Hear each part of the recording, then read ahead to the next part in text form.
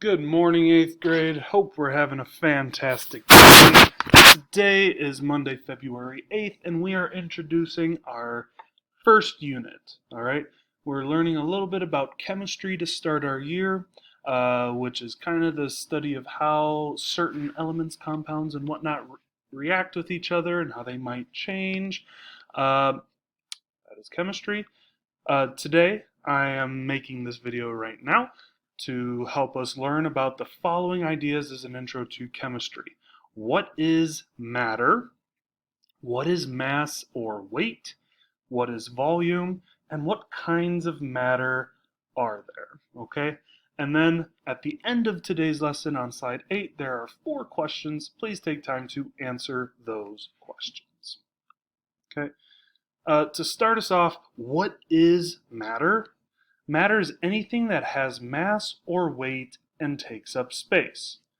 Okay, great. Matter is anything that has mass take up space, but what is mass and weight? What does it mean to take up space? Well, let's take a look. Weight and mass are really similar. Weight is how heavy an object is. It's kind of a step further than mass. And in science, mass is the number of particles an object has, and those particles are millions and millions of particles make up you and me. They're just so small that we can't really see them individually, and so, there's a lot of particles that make up any sort of object.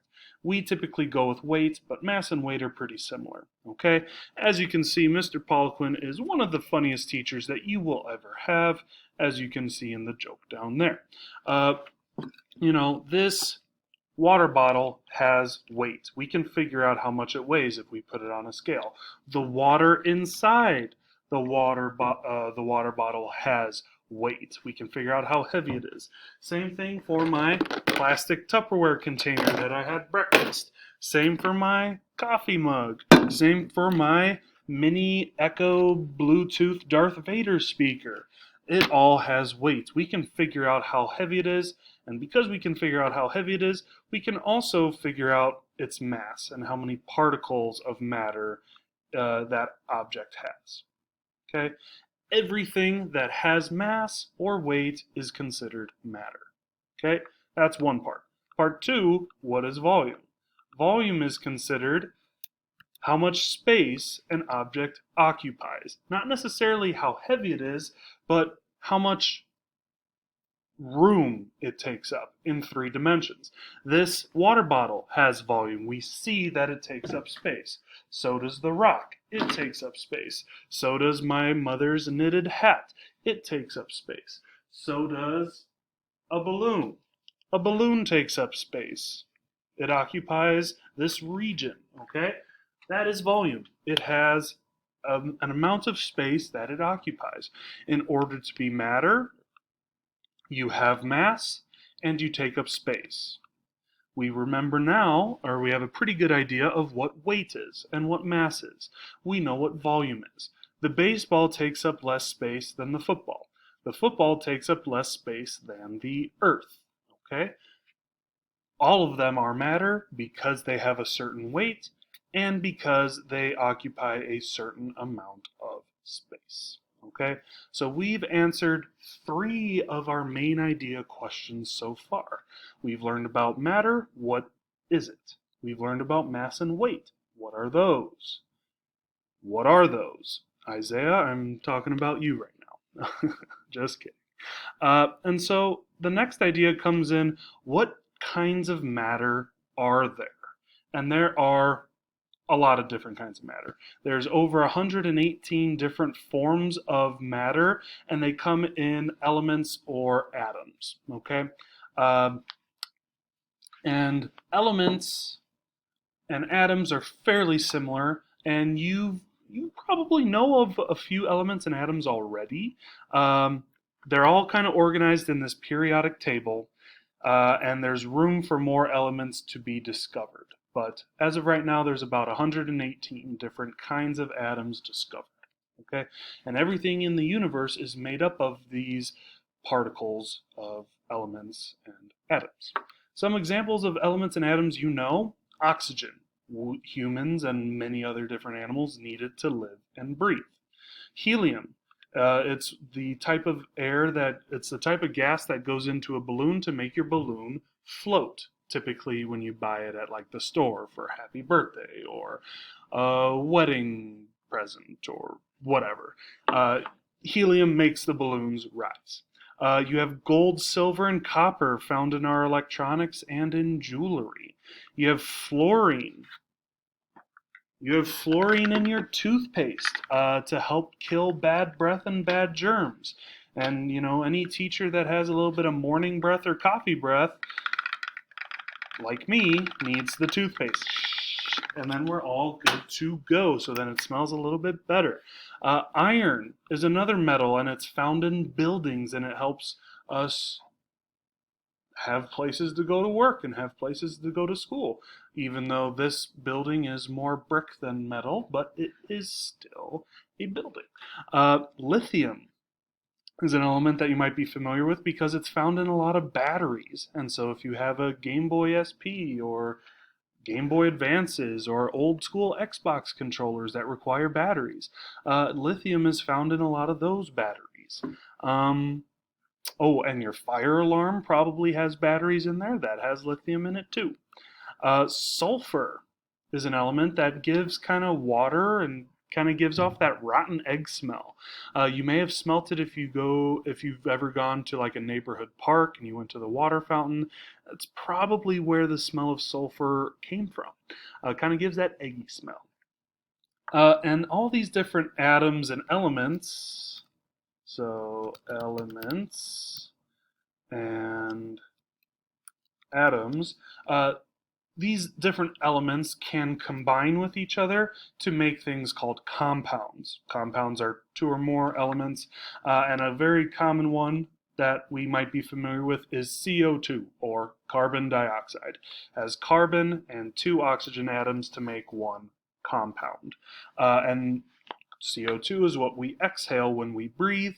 Because it's just the reverse process of respiration. We don't use it, it is a waste, but plants take it in. Plants breathe in carbon dioxide so then they can live.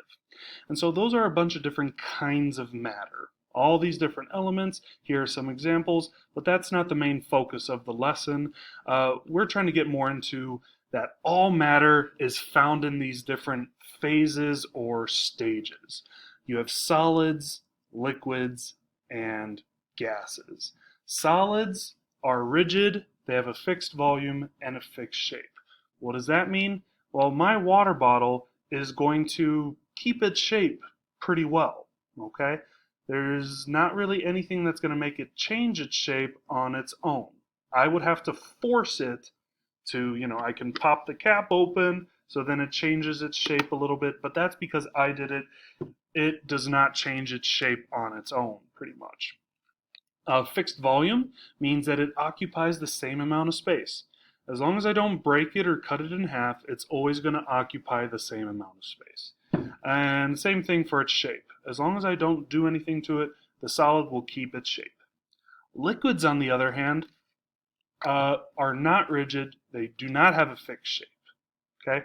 Because when I swirl the water bottle around, you can see that there's particles of water still floating around in the bottle. They are going to continue moving, not rigid. No fixed shape. I shake the bottle, water climbs up the edges. Okay? But a fixed volume means that doesn't matter what I do to this water, it will always occupy the same amount of space that it currently has. Even if I drink some, there's some water still in here, and there's some water that entered my body. We know how much space it takes up. Same thing if I pour it down the sink. There'll be some water still in here, and some of the water's gone down the sink. Fixed volume. Gases, however, are weird. They are not rigid, they have no fixed shape, and they have no fixed volume. It's really hard to figure out where gases are and what they're doing. And a lot of times it's because we can't even see it.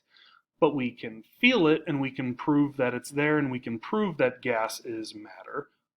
One way you can do it is take your hand and move it fast back and forth, you'll feel the air.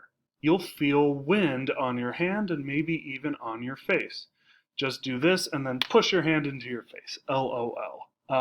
Seriously, don't do that. You might hurt your nose. But air, it's there. We can't see it, but it's occupying the space in our classroom, in your house, in your apartment, in your room, outside. Air is everywhere, and that gas is everywhere.